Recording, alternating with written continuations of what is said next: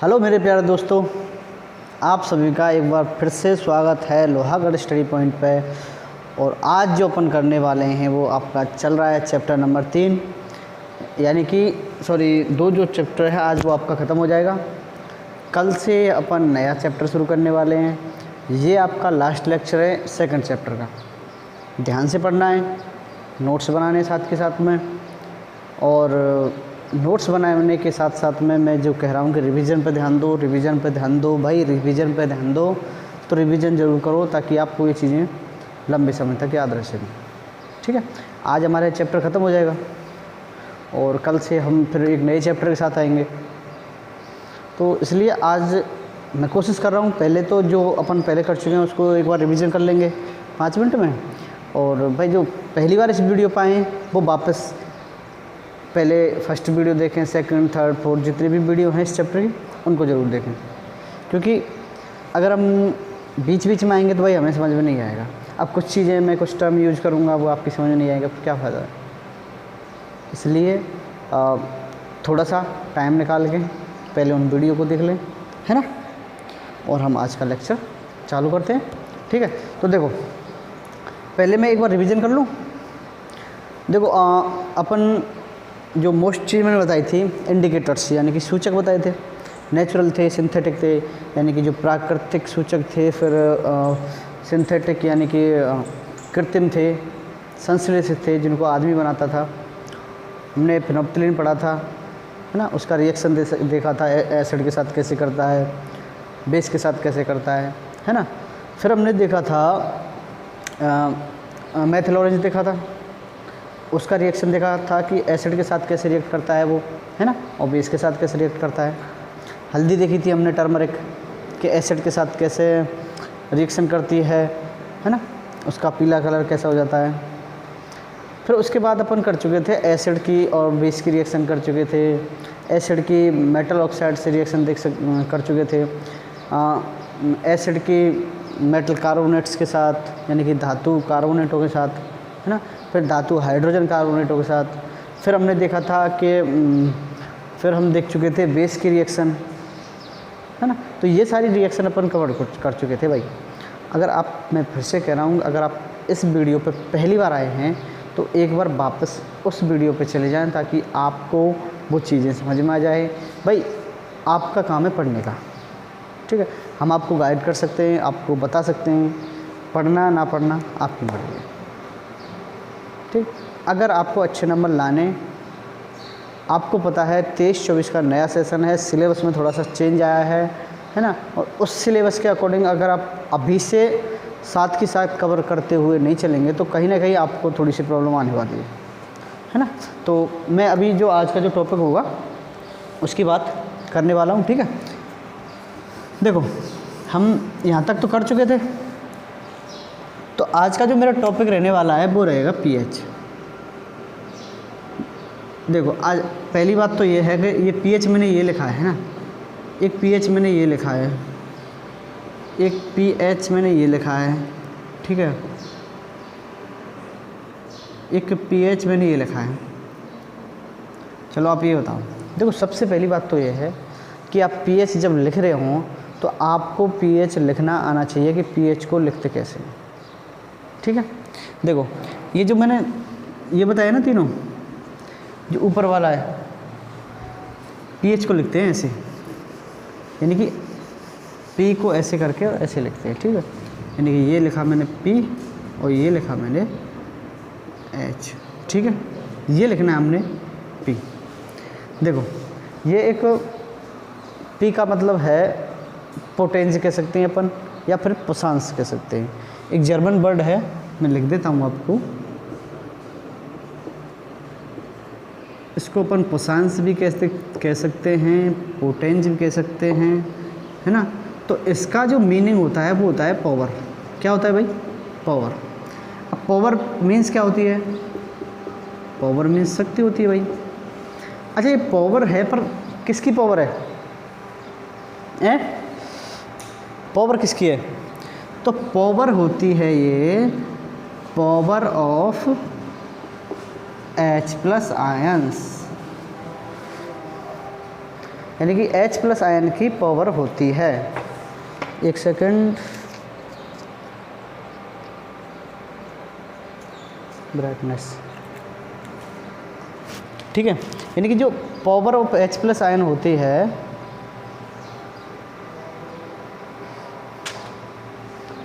Power of H plus ion बहुत है, ठीक है, power of H plus ion, यानी कि pH का मतलब में से P मीन्स होता है पावर, पावर मीन्स होती है शक्ति, यानी power of H plus ion, यानी H प्लस आयन की जो शक्ति होती है वो क्या होती है, pH होती है। अब देखो pH काम क्या करता है, हम जो इंडिकेटर्स पढ़ रहे थे उनसे हमें ये तो पता चल रहा था कि कौन सी चीज़ एसिडिक है, कौन सी चीज़ बेसिक है। भाई हम ये चीज़ पता चल रहा था हमें कि ये अम्लीय है या फिर क्षारीय है, लेकिन हमें ये कतई नहीं पता कि ये कितना अम्लीय है कितना क्षारीय है ना। अब देखो मैं बात करूँ, मैं चलो एक ले लेता हूँ नींबू, और एक मैंने ले लिया सेब ले लेता हूँ, और मैं आपसे कहूँ कि दोनों एसिडिक हैं यानी कि अम्लीय हैं, तो फिर आप कैसे प्रूव करेंगे कि कौन सा ज़्यादा एसिडिक है कौन सा कम एसिडिक है? तो कैसे पता चलेगा? pH से, यानी कि पावर H प्लस आयन का जो पता चलेगा वो किसी से पता चलेगा हमें? pH से। अच्छा, pH का मतलब देखो, अब मैं बात कर रहा हूँ, देखो आप जैसे मैं समझा रहा हूँ ऐसे ऐसे बना लेना इसको। ये मैंने एक पट्टी बना ली है, ठीक है। अच्छा, pH की जो रेंज होती है वो 0 से 14 के बीच में होती है, यानी कि 0 से 14 के बीच में होती है। जो मिड पॉइंट होता है हमारी, ये होता है 7। क्या होता है? 7। एक एक पॉइंट को समझते जाना, ये थोड़ा सा कॉम्प्लिकेटेड हो सकता है अगर आप ढंग से नहीं पढ़ेंगे तो, ठीक है। हालांकि आपकी साइंस में इससे सरल टॉपिक कोई नहीं है ना, तो आप इसको एक बार ध्यान से पढ़ लें, ठीक है। अब देखो pH की जो रेंज होती है वो कितनी होती है भाई? यानी कि 0 से 14 के बीच में होती है। अब देखो मैंने बोला है कि power of H plus ions जो होते हैं वो pH होता है। तो हमारा जो, अब देखो इधर से इधर जा रहे हैं अपन, 0 से 14 की तरफ जा रहे हैं, तो क्या हो रहा है? नंबर्स काउंटिंग बढ़ रहे हैं, और जहाँ पे नंबर्स यानी काउंटिंग बढ़ रहे हैं, यानी कि H प्लस जो आयन है उनका कंसंट्रेशन क्या हो रहा है? बढ़ रहा है। तो मैं ये कह सकता हूँ कि कंसंट्रेशन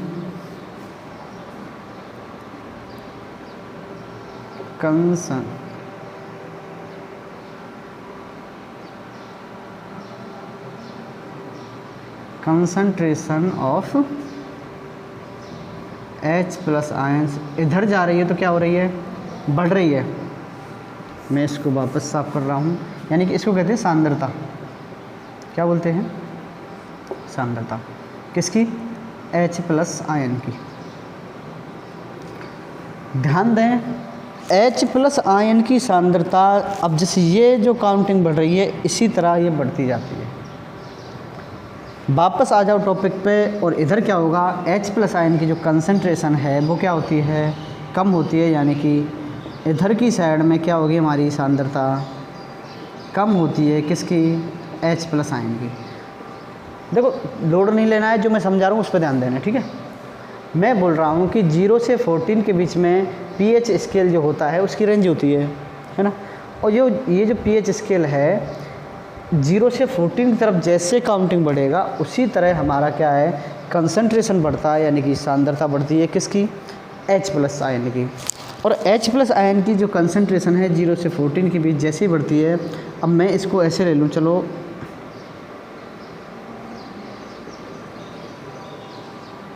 ये थोड़ी सी मिस्टेक कर रही, दोबारा है ना, ये मिड पॉइंट से होके जानी चाहिए और ये थोड़ा सा,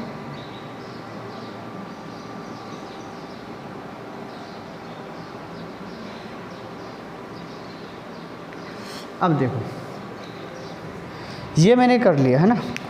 इधर मैं ले रहा हूँ एसिड, क्या ले रहा हूँ? एसिड। इधर ले रहा हूँ मैं बेस, यानी कि इधर क्या लिया मैंने? अम्ल, और इधर का लिए मैंने बेस यानी कि अच्छा, ध्यान से समझें। यानी कि मैं ये कह सकता हूँ कि जैसे जैसे, ध्यान दें, जैसे जैसे H+ आयन की सांद्रता कम होती है अम्लता बढ़ती जाती है। समझ में आई बात? जैसे जैसे H+ आयन की कंसंट्रेशन है वो कम होगी तो एसिडिक प्रॉपर्टी क्या होंगी, बढ़ती जाएगी। यानी कि एसिडिक प्रॉपर्टी यानी कि अगर कम हो रही है तो इसका मतलब क्या है कि मैं कह सकता हूँ कि उस वहाँ पर H+ आयन की जो कंसंट्रेशन है वो क्या रही है, बढ़ रही है। अब अगर मैं बात करूँ तो इधर H+ आयन की कंसंट्रेशन बढ़ रही है तो इसकी जो बेसिक प्रॉपर्टी है वो बढ़ रही है। यानी कि अगर आप दो लाइन याद रखेंगे कि अगर H+ आयन का कंसंट्रेशन यानी कि सांद्रता बढ़ रही है तो वो क्षार को बताएगा, और अगर H+ आयन का कंसंट्रेशन यानी कि सांद्रता घट रही है तो वो क्या बताएगा, अम्ल को बताएगा। आप इसका एक बार स्क्रीनशॉट ले लो। देखो, एक दो लाइन लिख लो आप।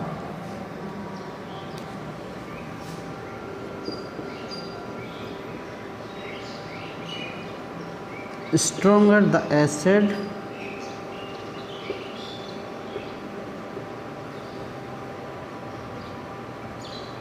less the pH।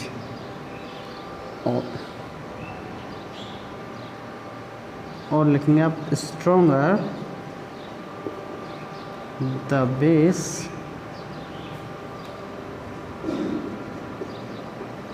higher the pH।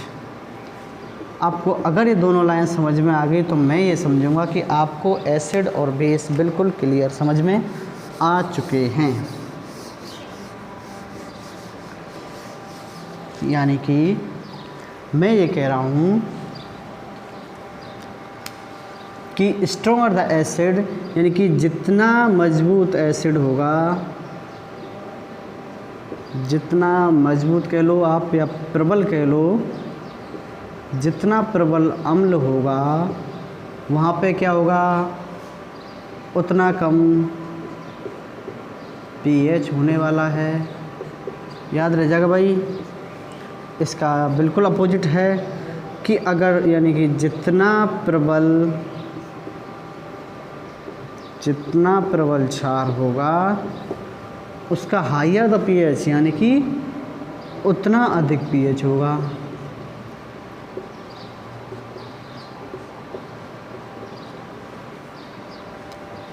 समझ में आई बात? यानी कि जितना अधिक H+ आयन होंगे, जितना हायर pH होगा उतना ही वो बेसिक होगा, उतना ही क्षारीय होगा, और जितना कम pH होगा, जितना कम pH का मान होगा वो उतना ही स्ट्रॉन्ग होता है। अब देखो, मैं दो एग्जांपल ले रहा हूँ। यानी कि अगर मैं सेम कंसंट्रेशन में दो एसिड ले लेता हूँ, एक HCl ले लेता हूँ, एक HNO3 ले लेता हूँ, है ना, तो सबसे ज़्यादा एसिड वो होगा जिसमें H+ आयन ज़्यादा होंगे। ठीक है? यानी कि जो जितने अधिक आयन देगा, H+ आयन देगा, वो उतना ही अधिक प्रबल होगा। और pH लाइन की अगर अपन बात करेंगे तो मैं दोबारा बता दूं कि pH में क्या होता है, अगर 0 से 6.9 तक है तो क्या है, वो हमारे अम्ल हैं, क्या हैं, एसिड है। और अगर सेम है तो क्या है, वो बिल्कुल न्यूट्रल है, यानी कि उदासीन है। एक बहुत ही प्यारा कंसेप्ट मैं अभी समझाने वाला हूँ आपको। और अगर 7.1 से 14 के बीच में है तो वो क्या है, बेस है, यानी कि क्षारीय है। यहाँ तक बात समझ में आई या फिर नहीं आई? मैंने बिल्कुल सिंपल वे में बताया है भाई कि pH को अपन पोटेंस कहते हैं, यानी कि पावर ऑफ H+ आयन कहते हैं। उसकी जो रेंज होती है 0 से 14 के बीच में होती है। अगर 0 से 6.9 तक है तो क्या है, वो एसिड है। 7 है तो क्या है, न्यूट्रल है। और 7.1 से 14 है तो क्या है वो बेस है। क्लियर है। अब देखो जो मैंने अभी बताया कि जितना कम पीएच होगा वो उतना ही अधिक स्ट्रॉन्ग एसिड होगा। अगर मैं मान लो ये इसका आप एक बार स्क्रीनशॉट ले लो, है ना, मैं ले रहा हूँ, मैंने 2 एसिड ले रहा हूँ भाई। मैंने एक एसिड लिया, एसिड ए करके लिया, एक एसिड लिया एसिड बी करके लिया, एक एसिड लिया मैंने सी लिया, है ना, फिर मैंने एक बेस ले लिया डी, एक बेस और ले लिया मैंने ई, है ना। अब देखो मैं कहना क्या चाह रहा हूँ, अगर मैं मान लो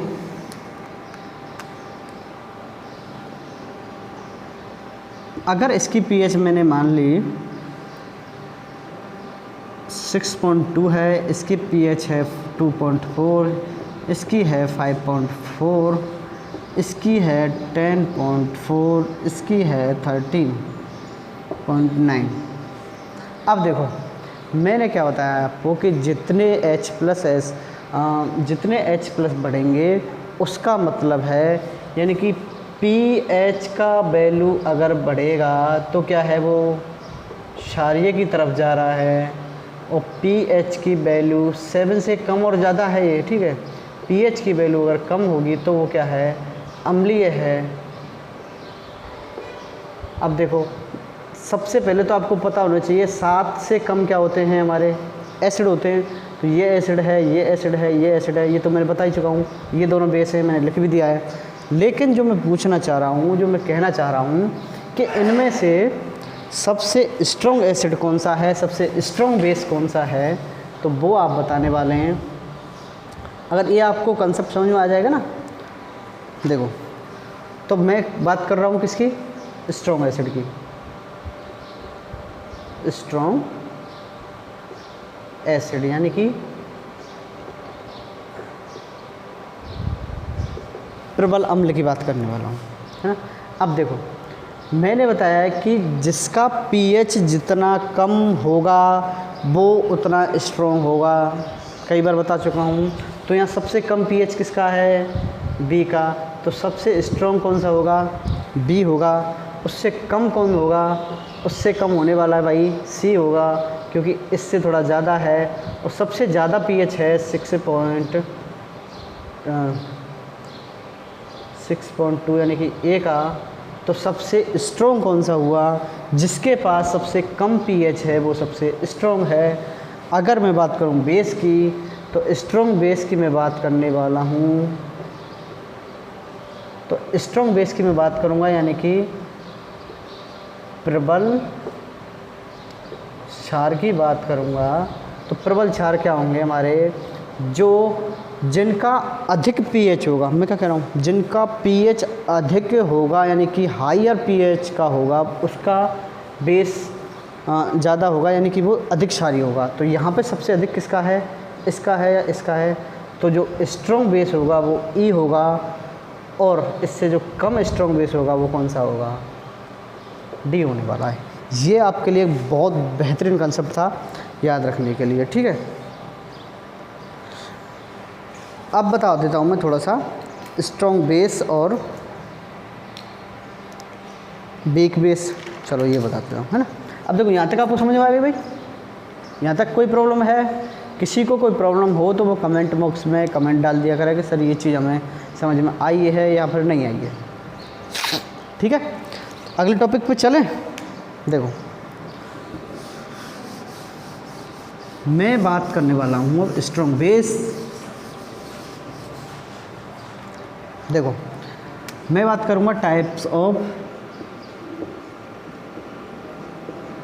ऑफ एसिड की भी बात करने वाला हूँ, और मैं बात करूँगा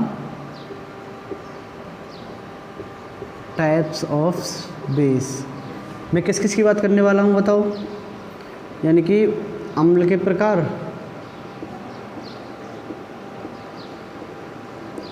अम्ल के प्रकार, और मैं बात करने वाला हूँ क्षार के प्रकार की, क्षार के प्रकार। अब आप बोलोगे तो अभी आपने बताए थे भाई मैंने ये पहले बताया था, स्ट्रॉन्ग एसिड यानी कि हिंदी में अगर अपन बात करेंगे तो इसको कहेंगे अपन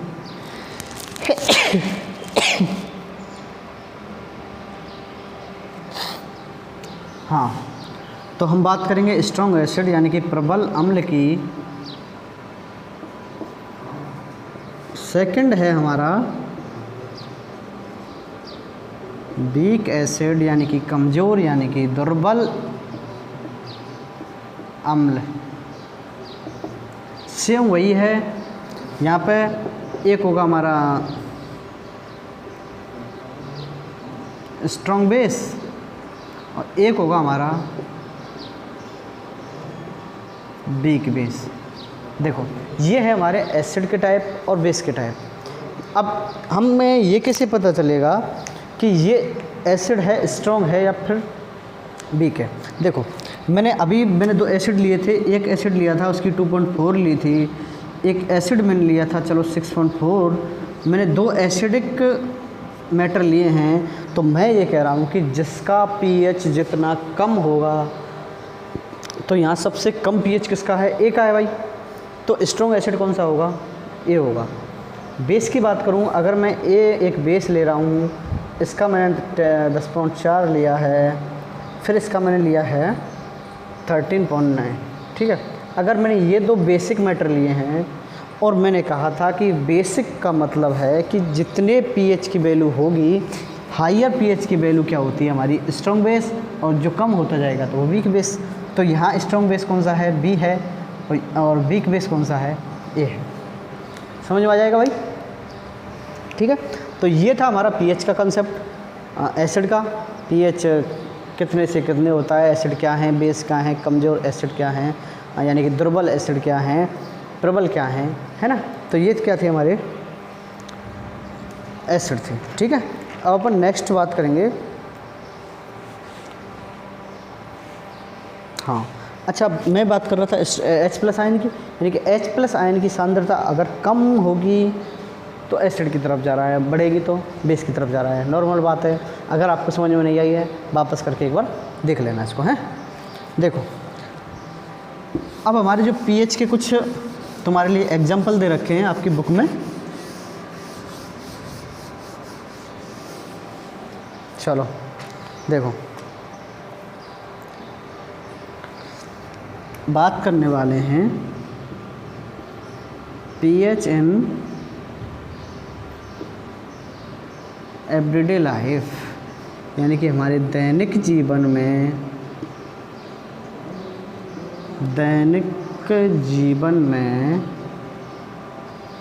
पीएच का क्या वो है, महत्व है ना। तो ये हम पढ़ने वाले हैं। देखो आपको अब केवल सुनना है, ज़्यादा लोड लेना नहीं है। जो मैं चीज़ें बताऊंगा वो सुनना है, ठीक है। और आपको जो मैं अभी एग्जांपल बताऊंगा वो सारे के सारे बुक में से पढ़ लेने हैं, आपके बिल्कुल स्थायी हो जाएंगे, ठीक है। अब देखो सबसे पहला है, अब देखो पीएच यूज करने की हमें ज़रूरत क्या पड़ी, यानी कि अब हमें पता है कोई भी चीज़, हम जितनी भी चीज़ें यूज कर रहे हैं, हो सकता है वो एसिडिक हो सकता है वो बेसिक हो सकता है वो न्यूट्रल हो। भाई मैटर की प्रोसेस है ये, तो है ना। हम खाना खा रहे हैं, हो सकता है वो एसिडिक खा रहे हैं, है ना, बेसिक खा रहे हैं, और हम सब तरह खाते हैं। तो इसीलिए कुछ हमारे लिए हार्मफुल चीज़ें भी होती हैं, हानिकारक चीज़ें होती हैं जो हमें दिक्कत देती हैं। तो ऐसे कुछ यूजेज बता दे रहा हूँ मैं आपको भी पीएच के। देखो तो आपको मैं बात कर रहा हूँ पहले एसिड रेन की। एसिड रेन यानी कि अम्ल वर्षा।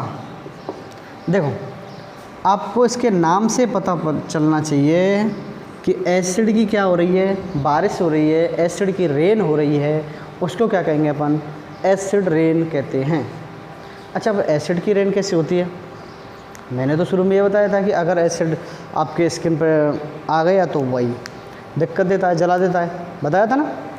सेम देखो आपको पता होना चाहिए कि हमारे जो एनवायरमेंटल में क्या होता है, अपन जैसे कि CO2 है, NO2 है, ये गैसेज अपन रिलीज कर रहे हैं, अदर वेज यानी बहुत से रीज़न हो सकते हैं, जैसे अपन रेस्पिरेशन से CO2 या कोई चीज़ जला दी हमने तो CO2 है ना, बहुत सी चीज़ें जिनसे NO2 निकलता है। तो ये क्या है, ये है हमारी हार्मफुल गैसेज है। कैसी है भाई,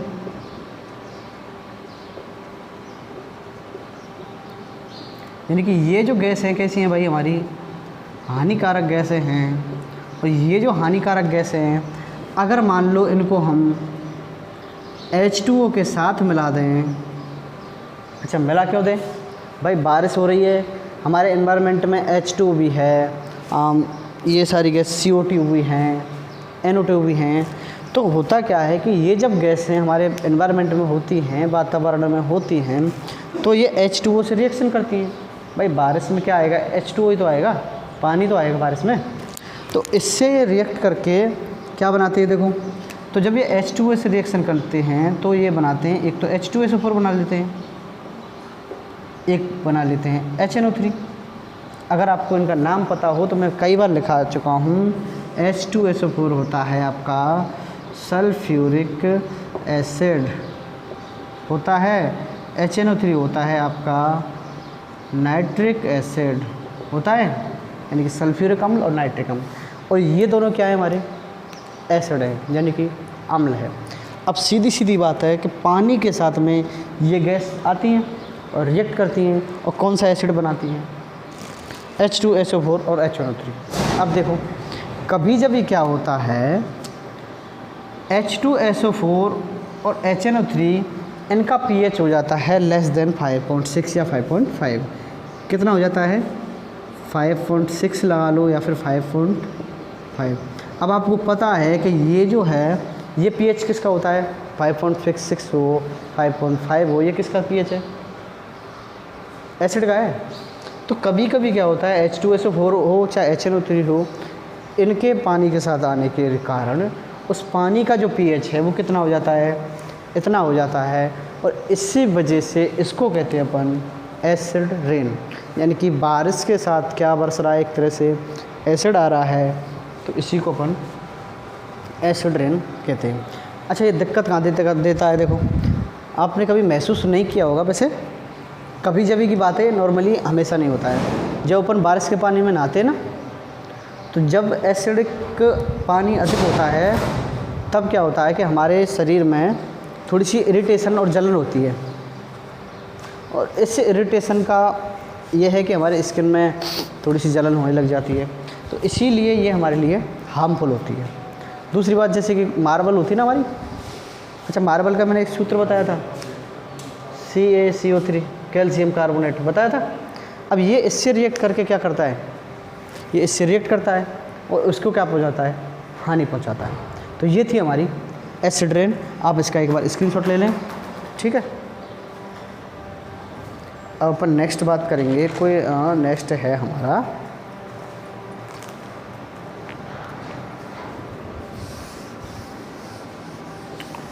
अब देखेंगे हमारे pH in our digestive system. हम जब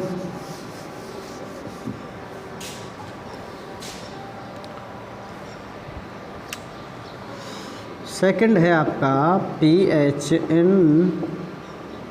आवर डाइजेस्टिव सिस्टम, यानी कि हमारे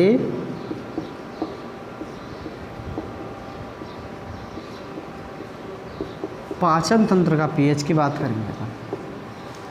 अब देखो सबसे पहले तो आपको ये पता होना चाहिए कि हमारा जो डाइजेस्टिव सिस्टम है स्टमक के अंदर हो रहा है, और स्टमक में हमारे में कौन सी गैस बनती है, कौन सी गैस बनती है भाई, HCl बनता है। गैस नहीं बनती है लेकिन HCl बनता है।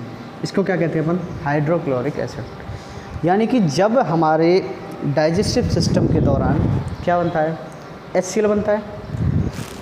कभी कभी क्या होता है कि इन डाइजेस्टिव पोजीशन में, यानी कि जब हमारा खाना पूरी तरह नहीं पचता है, तो क्या होता है कि ये जो एसिड है HCl, ये इसका सीक्रेशन हो जाता है ज़्यादा। दोबारा समझो, कभी कभी क्या होता है हमारा खाना नहीं पचता है तो हाइड्रोक्लोरिक अम्ल का सीक्रेशन हमारा लीवर ज़्यादा करता है, यानी कि हमारा स्टमक ज़्यादा करता है। अब ये जब ज़्यादा बढ़ जाएगा भाई तो हमारे पेट में जलन होगी, सीधी बात है। आप महसूस करके देखें कभी, जब एसिडिटी होती है आपको तो यही प्रॉब्लम होती है एसिडिटी की। यानी एसिडिटी का मतलब होता है कि एसिड की जो मात्रा है, अम्ल की जो मात्रा है, वो आपके पेट के अंदर बढ़ गई है, तभी तो एसिडिटी होती है। तो इसके लिए अब बताओ, मैंने बताया था कि जो एसिड होते हैं उनको न्यूट्रल कौन कर सकता है। अभी हम शायद जो इस चैप्टर का 3rd लेक्चर था उसमें देख के आए थे कि जो एसिड होते हैं उनको बेस न्यूट्रल करते हैं, यानी कि जो अम्ल होते हैं उनको कौन न्यूट्रल करता है भाई, अम्ल करता है। इसीलिए अब ये कौन सा है हमारा, अम्ल है, एसिड है। तो एसिड होने के लिए इसको मुझे न्यूट्रल करना है तो मुझे क्या चाहिएगा, बेस चाहिएगा। और बेस में कौन सा यूज करता हूँ भाई साहब, मैं यूज करता हूँ मैग्नीशियम हाइड्रोक्साइड। आपने देखा होगा कि जब पेट में एसिडिटी हो जाती है तब अपन इनो का यूज करते हैं। आपने ऐड देखा होगा 6 सेकंड में एसिडिटी गायब। तो ये क्या करता है, MgOH का उल्टा है। इस मैग्नीशियम हाइड्रोक्साइड क्या करता है, एसिड से रिएक्शन करता है और एसिड से रिएक्शन करने के बाद इसको क्या कर देता है, न्यूट्रल कर देता है। अब क्योंकि देखो इसका मैग्नीशियम हाइड्रोक्साइड ना, इसका लगभग 10 होता है, लगभग बता रहा हूँ मैं ना pH, और इसका मान लो चलो HCl की तो खैर चेंज होती है। तो क्या है कि ये इसको न्यूट्रल कर देता है। अब न्यूट्रल करते ही हमारी प्रॉब्लम सॉल्व हो जाती है। तो हमारे जो डाइजेस्टिव सिस्टम है उसमें pH कैसे रोल प्ले कर रहा है कि ये एसिडिटी बना रहा है, और एसिडिटी कौन ख़त्म कर रहा है, मैग्नीशियम हाइड्रोक्साइड। ठीक है, समझ में आ गया भाई। देखो इसको एक बार बुक से और पढ़ लेना है ना।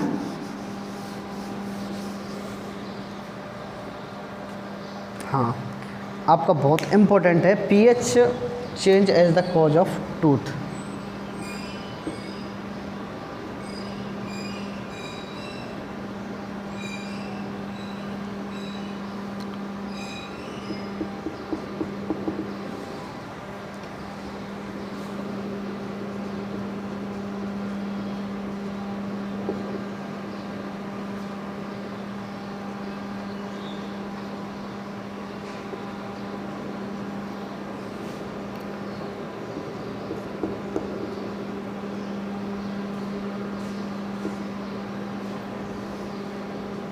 आप लिख लो pH परिवर्तन के कारण, क्या लिखेंगे, pH परिवर्तन के कारण क्या, और आपका दंत क्षय हो रहा है। क्या हो रहा है, देखो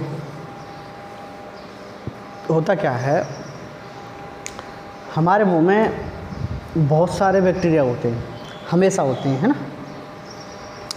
अब वो बैक्टीरिया हमेशा रिएक्ट करते हैं भाई, कुछ ना कुछ तो काम करते होंगे जब वहाँ पे पड़े रहते हैं। तो होता क्या है, हम खाना खा लेते, हमने खाना खाया, खाना खाने के बाद कुछ पार्टिकल्स खाने के हमारे मुंह के अंदर रह जाएंगे, है ना। जैसे हमने शुगर खाई, रोटी खाई, जो भी चीज़ हमने खाई है, मान लो थोड़ा सा उसमें से दांतों में फंस गया, है ना, तो वो रह जाता है। तो हमारे जो मुंह के अंदर बैक्टीरिया होते हैं वो क्या करते हैं, उसको डिकम्पोज करते हैं, ठीक है, खुद खाते हैं या फिर उसको एक तरह से अपघटित करते जाते हैं, उसको ख़त्म करते हैं। और जब हमारे जो बैक्टीरिया हैं उस पर काम करते हैं तो कौन सा वो क्या करते हैं, वो एसिड बनाते हैं, हमारे मुंह में क्या बनाते हैं, एसिड बनाते हैं। इसलिए आपको सलाह दी जाती है कि खाना खाने के बाद क्या किया करें, ब्रश किया करें, ताकि जो हमने खाया है ना, अगर फंसा हुआ है थोड़ा सा कोई भी पार्टिकल वो बाहर निकल जाए, तो इसलिए ब्रश करना चाहिए, ठीक है। अब ध्यान दें, तो जैसे ही बैक्टीरिया हमारे रिएक्ट करते हैं उस खाने के लिए, उस पार्टिकल्स के लिए, तो एसिड बनाते हैं। अब एसिड बनाते बनाते मान लो आपने आज खाना खाया, शाम को आज खाना खाया, अब पूरी रात आप सो गए खाना खा के, बैक्टीरिया आराम से पूरी रात अपना काम कर रहे हैं, है ना। काम करते करते करते आपने सुबह भी ब्रश नहीं किया, बैक्टीरिया और भी काम कर रहे हैं, आपने फिर शाम को ब्रश नहीं किया, बैक्टीरिया काम कर रहे हैं, और बैक्टीरिया इतना एसिड बना रहे हैं, इतना एसिड बना रहे हैं कि आपके जो टीथ हैं, आपके जो दांत हैं, वो एक तरह से सड़ने लग जाते हैं और गिरने लग जाते हैं, तो ये क्या है हमारा पीएच परिवर्तन के कारण दांतों का जो डिके होता है, दांतों का क्षय होता है, दांत खराब होते हैं, वो किसके कारण होते हैं? पीएच में चेंज के कारण। अच्छा, हमारे मुंह का पीएच लगभग यानी कि 5.5 से कम नहीं होना चाहिए। किससे नहीं होना चाहिए? 5.5 से। अब क्यों? देखो रीज़न क्या है। हमारा जो दांत है इस पे एक सबसे अच्छी और शरीर की सबसे मजबूत चीज़ होती है एनेमल, है ना, और वो बनती है कैल्शियम फास्फेट की। अब कैल्शियम फास्फेट की बनती है वो, तो होता क्या है, ये एसिड से रिएक्ट करता है।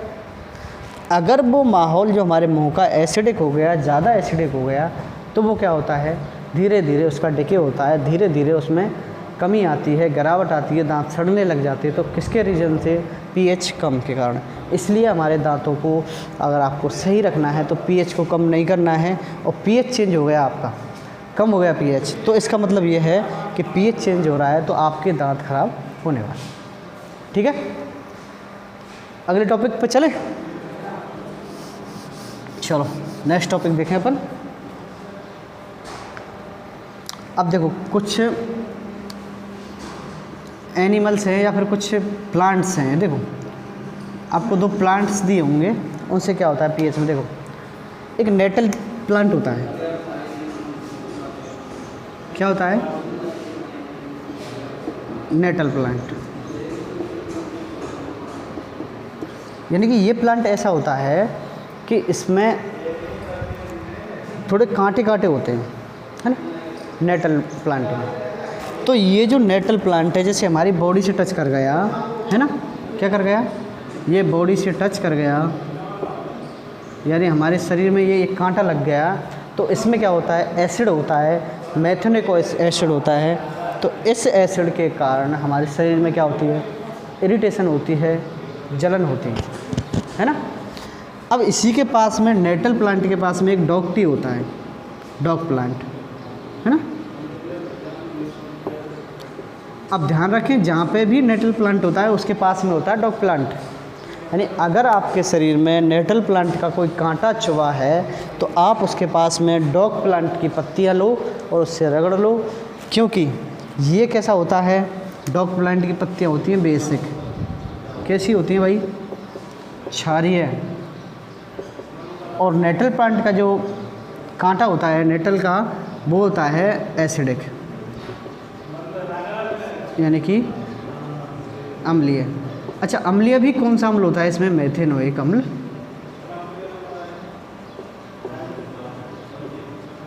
अम्ल होता है, ठीक है।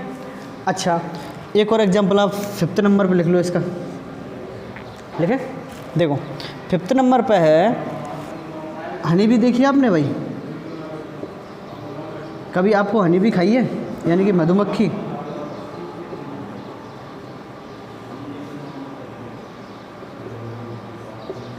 देखो कभी कभी क्या होता है मधुमक्खी खा जाती है, तो कभी कभी किसी का क्या हो जाता है, बहुत अधिक रिएक्शन हो जाता है उससे।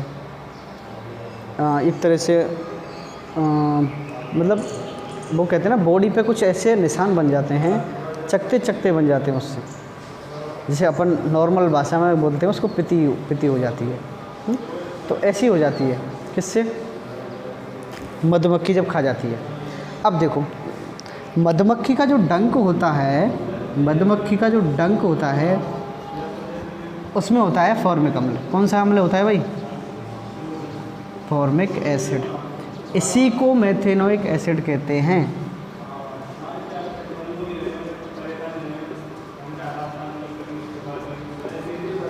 कौन सा होता है? मेथेनोइक अम्ल होता है, फॉर्मिक अम्ल होता है। अब जैसे ही ये हमें खाती है, मधुमक्खी के डंक में जैसे ही हमारी बॉडी में ट्रांसप्लांट किया है उसको, तो हमारे शरीर में क्या होता है, जलन होने लगती है। इसलिए अब जब कहते हैं ना, सलाह दी जाती है किसी बेसिक चीज़ को लगा लेते हैं उस जगह पे, या फिर जैसे कि मैग्नीशियम हाइड्रोक्साइड है, कुछ क्षारीय चीज़ लगा लेते हैं, उससे उसका असर थोड़ा सा कम हो जाता है। ठीक है, तो ये क्या है, हनी बीज के कारण। यानी कि हमारी बॉडी का जो पीएच जितना इम्पोर्टेंट है उतना हानिकारक भी है भाई। ठीक है, इसलिए इन चीज़ों से बचा करें। अब मैं नेक्स्ट टॉपिक लूँगा आपका, एक छोटा सा टॉपिक और ले लेते हैं आज के लिए। हाँ देखो, यहाँ तक क्लियर है भाई सबका? क्लियर है या नहीं है सब बताओ भाई, कमेंट करो पहले कि कौन सी चीज़ समझ में आई है फिर ना आई।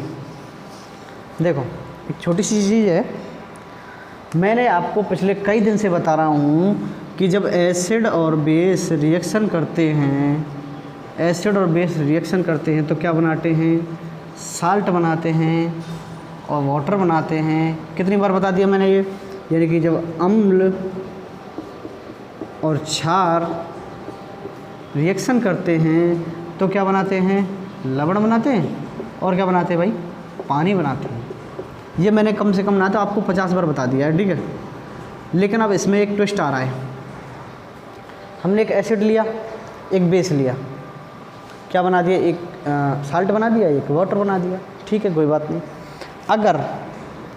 अगर मैं आपसे कह रहा हूँ कि ये जो एसिड है इसकी पीएच कुछ और है, बेस की पीएच कुछ और है, तो क्या हर पोजीशन में लवण और जल सेम बनेगा? बताओ। आप एग्जाम्पल के लिए लिखें, है ना। चलो ये लाइन मैं अभी वापस मिटा रहा हूँ और आपके लिए थोड़ा सा एग्जाम्पल आप सोच के बताना इन चीज़ों को, ठीक है। देखो मैं पीएच लिख रहा हूँ सीधे। मैंने एक एसिड लिया है ए, एक एसिड है, ठीक है, ये बेस है, इसका पीएच मैंने 2.4 मान लिया, इसका है 3.6। तब मैं क्या बात करता हूँ आगे देखते हैं। एक मैंने एसिड लिया है उसका है 7, एक मैंने बेस लिया है उसका भी 7। तब क्या होगा, है ना। एक मैंने एसिड ऐसा लिया है भाई कि मैंने ले लिया 6.9, चलो, है ना, 6.8 ले लेता हूँ। ये लिखना नहीं है आपको, सिर्फ समझाने के लिए मैं इसको लिख रहा हूँ, है ना। एक बेस ले लिया मैंने, आज ये तो बेस हो ही नहीं सकता भाई, 7.9 ले लो आप इसको, है ना। ये ले लिया 10.5। अब देखो मैं क्या बताने का कोशिश कर रहा हूँ, सब जगह एसिड और बेस का रिएक्शन हो रहा है ना, लेकिन सभी की एसिडिक प्रॉपर्टी जो है, देखो ये अम्लीय है, एसिडिक है, लेकिन इसकी कितनी है क्षमता, पावर कितनी है? 2.4 पीएच है। इसकी पीएच 7 है, इसकी पीएच 6.8 है। अब आपके माइंड में आ रहा होगा कि 7 पीएच तो सिर्फ उसकी होती है जो न्यूट्रल होते हैं, है ना। इसका भी मैं इसीलिए इनको लिखा रहा था, है। अब देखो यहाँ पे भी साल्ट बनेगा, यहाँ पे भी साल्ट बनेगा, यहाँ पे भी साल्ट बनेगा, हर पोजीशन में साल्ट ही बनेगा, क्योंकि एसिड और बेस जब रिएक्शन कर रहे होंगे तो क्या बनता है? साल्ट बनता है। अब साल्ट कैसा होता है ये मैं बताने का प्रयास कर। अगर देखो ध्यान देना मेरी बात का, अगर स्ट्रॉन्ग एसिड है और वीक बेस है तो भी साल्ट बनेगा।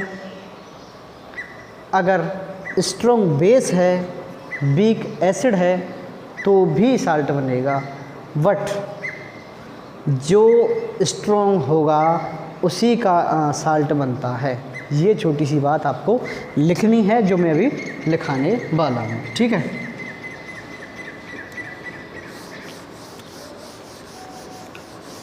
सबसे पहले मैं एक बार और रिवाइज करा दूँ आपको। मैंने आपको बताया था पीएच, देखो आप इसको लिख ले। पीएच मैंने बताया था, इसकी मैंने 3 रेंज बताई थी ना, 0 से 6.9 एसिड है, 7 वाला कैसा है? न्यूट्रल है, यानी कि उदासीन है, और 7.1 से लेके 14 तक ये क्या है? बेस है, ये न्यूट्रल है, ये एसिड है, ठीक है भाई, यहाँ तक कोई दिक्कत ना है। अब देखो मैंने अभी एक ये लिया है कि अगर मैं स्ट्रॉन्ग एसिड ले रहा हूँ एक, उसका रिएक्शन करा रहा हूँ वीक बेस से, तो क्या बनेगा? चलो मैं हिंदी में भी लिख लेता हूँ। प्रबल अम्ल का मैं रिएक्शन करा रहा हूँ किसके साथ? दुर्बल क्षार के साथ। आपसे मैं क्वेश्चन पूछने वाला हूँ थोड़ी देर में, ठीक है, आप रेडी रहो। अगर मैं स्ट्रॉन्ग बेस ले लेता हूँ, चलो वीक एसिड ले रहा हूँ यहाँ पे, और क्या ले रहा हूँ, स्ट्रॉन्ग बेस ले रहा हूँ, यानी कि यहाँ पे दुर्बल अम्ल ले रहा हूँ, और यहाँ पे क्या ले रहा हूँ मैं, प्रबल क्षार ले रहा हूँ, सबकी रिएक्शन मैं करा रहा हूँ। तो भाई साहब आपको एक चीज़ तो पता होनी चाहिए कि क्या बनता है, साल्ट बनता है। यहाँ पे भी क्या बनेगा, साल्ट बनता है, ठीक है। यहाँ पे भी क्या बनेगा, लवण बनता है। यहाँ पे भी क्या बनता है, लवण बनता है। अब सबसे बड़ी बात यह है कि इनमें अंतर क्या है, मैं इनको लिखा क्यों रहा हूँ बार बार। देखो, आप हमेशा ध्यान रखें, जिसका स्ट्रॉन्ग होगा, चाहे एसिडिक हो चाहे बेस हो, यानी कि जो स्ट्रॉन्ग होगा उसी का साल्ट बनेगा। तो मैं इसको कहूँगा, ये क्या है, स्ट्रॉन्ग एसिड है ना, तो इसको कैसा कहूँगा मैं, एसिडिक साल्ट, यानी कि अम्लीय लवण। समझ में आई कुछ बात भाई? जिसका स्ट्रॉन्ग होगा, जिसके पास स्ट्रॉन्ग होगा भाई, तो उसी का तो साल्ट बनेगा। अब यहाँ एसिड के पास स्ट्रॉन्ग है तो साल्ट भी एसिडिक ही बनेगा। सेम बात कर रहा हूँ, यहाँ पे स्ट्रॉन्ग किसके पास है, यहाँ पे स्ट्रॉन्ग पास है भाई साहब, यहाँ पे स्ट्रॉन्ग है बेस के पास, तो ये जो साल्ट बनेगा कैसे बनेगा, बेसिक साल्ट बनेगा, यानी कि क्षारीय लवण बनेगा। क्लियर है क्या भाई? कमेंट करो, बताओ पहले तो ये चीज़ समझ में आई कि ना आई, है ना। अब देखो मेरा क्वेश्चन क्या है, मुझे ये बताओ कि प्रबल अम्ल प्रबल क्यों है और दुर्बल दुर्बल क्यों है, यानी कि स्ट्रॉन्ग एसिड में ऐसी कौन सी क्वालिटी है भाई कि वो स्ट्रॉन्ग है। आप इसका कमेंट में बताना, मैं बता चुका हूँ। ये पीएच के ऊपर डिपेंड करता है, H+ आयन की। चलो मैं ही बता देता हूँ। मैंने बताया था ऐसे मैंने एक बॉक्स बनाया था ना भाई। मैंने बताया था इधर क्या हो रही है, H+ आयन की जो कंसंट्रेशन है वो क्या हो रही है, कम हो रही है। इधर क्या हो रही है, H+ आयन की जो कंसंट्रेशन है बढ़ रही है। यानी कि अगर अपन इधर जाते हैं, लेफ़्ट की साइड में जा रहे हैं इधर, तो क्या हो रहा है, हाइड्रोजन प्लस आयन की यानी H+ आयन की जो सांद्रता है वो क्या हो रही है, कम हो रही है। और उधर की तरफ जाएंगे तो H+ आयन की जो सांद्रता है वो बढ़ रही है, जिसकी अब मैं इसकी बात करूँगा, यानी कि जिसकी जितनी H+ आयन कम होगी वो उतना ही एसिडिक होता था। अगर मान लो देखो यहाँ पे भी ये भी एसिड है, ये भी एसिड है, इस एसिड की वैल्यू कम से कम जैसे 6 है और इसकी मान लो 5 है, तो प्रबल कौन हुआ, जिसकी एसिडिक वैल्यू कम है। जो कम एसिडिक है यानी कि जिसका पीएच कम है। मान लो मैं 2 एसिड ले रहा हूँ जिसका एक का पीएच 1 है, एक का पीएच 2 है, तो स्ट्रॉन्ग एसिड कौन सा हुआ उनमें से, जिसका पीएच 1 है। यानी कि पीएच अगर कम है वो उतना ज़्यादा स्ट्रॉन्ग बेस है, स्ट्रॉन्ग एसिड है। पीएच कम स्ट्रॉन्ग एसिड, पीएच ज़्यादा। अब देखो इधर बेस की बात करूँ मैं, तो बेस अगर यहाँ पे मान लिया मैंने कोई, मान लो 8 है इसका, और यहाँ पे मान लिया मैंने कोई 10 है, तो जो जिसका जितना पीएच ज़्यादा होगा उसका उतना ही वो होगा। अब यहाँ पे ये है स्ट्रॉन्ग क्योंकि इसका पीएच ज़्यादा है, और ये कौन सा है, वीक, क्योंकि इसका कम है। बात करूँ मैं एसिड की, यहाँ पे मान लो इसका मान लो 2.4 है, यहाँ पे मान लो 2 है, तो स्ट्रॉन्ग कौन सा है, 2 वाला। एसिड के लिए ये उल्टा हो जाता है, ध्यान रखना है। और ये कौन सा एसिड है, वीक एसिड है। अब जिसका स्ट्रॉन्ग होता है उसी का साल्ट बनता है, ये भी आपको ध्यान रखना है। अब देखो इसमें एक और छोटी सी बात याद रह गई, आपको बता दूं, एक थर्ड पॉइंट और लिख लेना आप, है ना। नॉर्मली यानी कि अगर दोनों ही अगर स्ट्रॉन्ग हुए, बताओ भाई, अगर दोनों ही स्ट्रॉन्ग हुए, स्ट्रॉन्ग एसिड हुआ और स्ट्रॉन्ग बेस हुआ, तब क्या होगा, ये पोजीशन तो मैंने बताई नहीं। यानी कि प्रबल अम्ल और प्रबल क्षार, सॉरी हाँ ठीक है, प्रबल क्षार 20। अब देखो जब दोनों ही स्ट्रॉन्ग होंगे तो जो बनेगा वो बनेगा हमारा लवण। क्या बनेगा? साल्ट। अब देखो इम्पोर्टेंट बात, क्वेश्चन सुनो। क्या जो साल्ट बनते हैं उनका भी पीएच अलग होता है? क्वेश्चन ही आप सोचो माइंड में। मैंने बताया था कि जो साल्ट होता है उसका पीएच 7 होता है और न्यूट्रल होते हैं, मैंने बताया था। लेकिन अगर मैं इसके अकॉर्डिंग बात करूं भाई, तो ये तो एसिडिक साल्ट है, मैंने तो वहाँ साल्ट की बात कर रहा था, ये बेसिक साल्ट है। तो क्या इनका पीएच अलग अलग होगा? आंसर है हाँ। कैसे? अब मुझे पता है कि ये कैसा साल्ट है? एसिडिक साल्ट है, अम्लीय साल्ट है। तो अम्ल का पीएच कितना होता है? 7 से कम होता है। तो इस साल्ट का यानी कि एसिडिक साल्ट का जो पीएच होगा वो 7 से थोड़ा सा कम होगा। देखो मैं एक बार लिखा दूँ, ये स्क्रीनशॉट ले लो एक बार, है ना। और अगर आप साथ के साथ नोट्स बनाते जा रहे हैं ना, तो उससे बेटर आपके लिए कुछ नहीं हो सकता भाई। रही बात, आप इग्नोरेंस भी दिखा सकते हैं मुझे, लेकिन इसका आपको हार जाना भुगतना पड़ेगा। आप खुद नंबर कम लाएंगे, मेरी कोई गारंटी नहीं है। मैं कह रहा हूँ पढ़ लो पढ़ लो पढ़ लो, बच जाइए। ठीक है, देखो मैं एक चीज़ लिखा रहा हूँ अभी। क्या लिखा रहा हूँ? अम्लीय लवण। अम्लीय लवण यानी कि एसिडिक साल्ट। दूसरा मैं लिखा रहा हूँ क्षारीय लवण। क्या लिखा रहा हूँ? क्षारीय लवण यानी कि बेसिक साल्ट। एक लिखा रहा हूँ मैं ओनली लवण यानी कि साल्ट। तो मैं कई बार बता चुका हूँ, अगर आपको याद हो तो, जो साल्ट होते हैं उनका पीएच कितना होता है? 7 होता है। अब इनका 7 क्यों नहीं होता है भाई? क्योंकि ये एसिडिक है, तो इसका 7 से क्या होगा भाई? कम होगा। और ये बेसिक साल्ट है, 7 से क्या होगा? ज़्यादा होगा। ये लेस देन 7 होगा, ये हाइयर देन 7, हाइयर देन 7।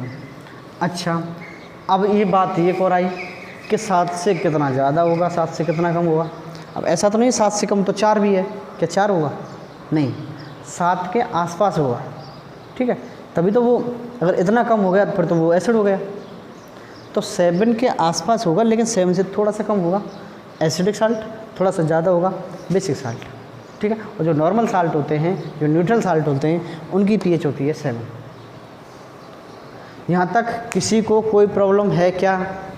आगे आज का टॉपिक मैं यहीं पे समाप्त करूँगा, क्योंकि अभी आपके हाँ जो अभी अपन साल्ट बना रहे थे, ये साल्ट कुछ हमारे लिए बताए हैं, जैसे कि NaCl हुआ, NaOH हुआ, HNO3 नहीं सॉरी, ये तो एसिड है, और बेकिंग सोडा हुआ, है ना, वॉशिंग सोडा हुआ, धोने का सोडा, खाने का सोडा।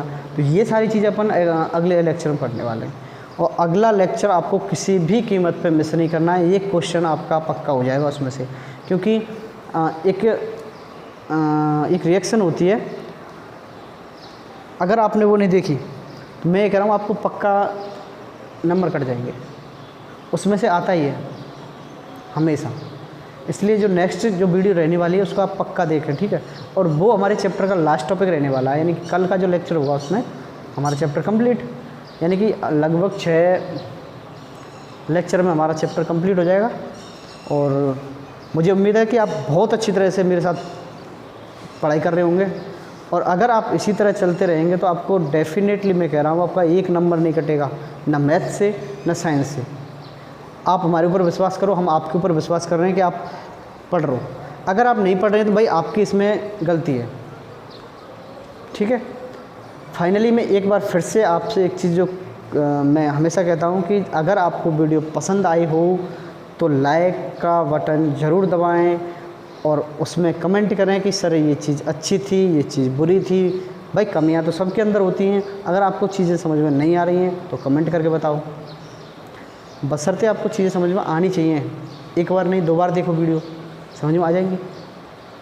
और जो भी आपके दोस्त हैं जो अभी चैनल से नहीं जुड़े हैं, है ना, उनको जोड़ो, उनको बताओ कि नया सेशन 2023-24 का, अब आप चाहे किसी भी बोर्ड से हों, आप CBSE से, NCERT, राजस्थान बोर्ड, पटना, बिहार, जहाँ से भी हो आप उस बोर्ड से तैयारी करें, कोई दिक्कत नहीं है।